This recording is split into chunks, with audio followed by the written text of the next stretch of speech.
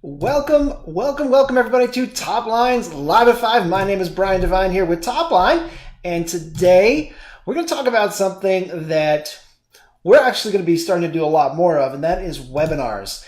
And this is something that I have been talking to offices about for quite a while, and I'm surprised that more practices don't do webinars. And I think a lot of it stems from this idea that a webinar is a way to sell products or get people interested in things that are bought and sold online only. But the traditional brick and mortar business, meaning a place where a person has to go to get the service or the product, they actually do extremely well with webinars. Now, if you are not familiar with webinars, sign up for one. It doesn't have to be one of ours, but at least find out what they're about, because the whole idea behind a webinar is that you get to have a conversation with many people at once without ever having to leave your house.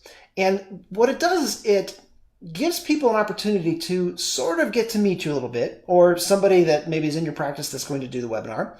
And they do it in the comfort of their own home. So we're not asking them to leave and to go someplace and hopefully, be interested enough that they don't feel like they've wasted their time. So there's a lot of advantages to a webinar. Now, there are a lot of chiropractic offices that will do sort of the introduction meeting, where if you're going to start treatment in that practice, they ask you to come for a meeting so that they can teach you about what they're going to do and what they're all about. And actually, it works really well. It's a good idea. And there's a way to do that online. And so a lot of times people like me that work a lot, we might not be able to make it, but we'd still like the information. It would be nice to be able to say, hey, you know what? At this time and this day, I can just watch the webinar. And that can go a long way. Now, I want you to think about other types of services. So if you're a dental office, an orthodontic office, people have questions about what it is that you are offering. And I'm just, off the top of my head, one of probably the more important things that you can cover is something like implants. If you're an orthodontist, just talking about what treatment entails, what treatment is like in your practice, and showing some before and afters so that you can say, if you or your child looks like this, here's what you can expect. If you or your child looks like this, here's what we would be doing.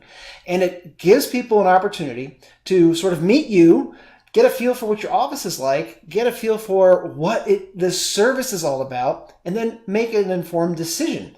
And it also means that you can now have a conversation which feels kind of one-on-one, but it's one-to-many. So you can have lots of people on this webinar and have that conversation, do an excellent job, create a really great experience, but you didn't have to meet with every single one of those people who just had some questions.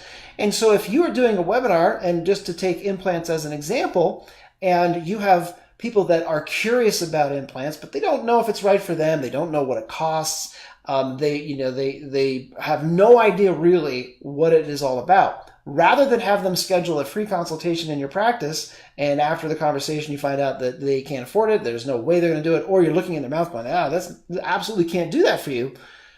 You get an opportunity to talk with those people and sort of weed them out, and they will weed themselves out. But the people that it's perfect for are finding out now in a way that is completely comfortable for them and super easy for you.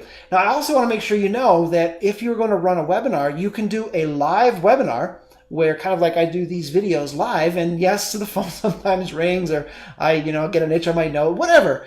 But things don't go perfectly when they're live. However, a live webinar has sort of a different feel, because you can have somebody that's answering questions. So if there's questions coming through, that you can have somebody that's answering questions, or you can personally answer questions at the end.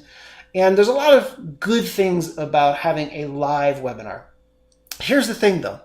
When you have a live webinar, things do go wrong, and you make mistakes, or you skip something, or you forget something.